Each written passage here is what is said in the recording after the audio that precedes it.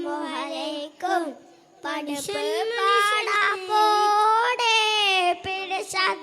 നിന്നോടെ പഠിച്ചോണ്ടേ കാരുണ്യം കിട്ടുന്നത് കണ്ടോളെ അന്യോനപ്പോരാടി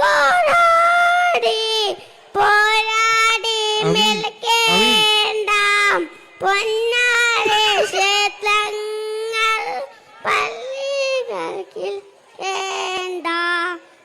രണ്ടാളും കൂടി ആദ്യം ഒന്നും കൂടി തുടങ്ങിക്കോ. രണ്ടാളും സലാം പറ. നീ പോവല്ല.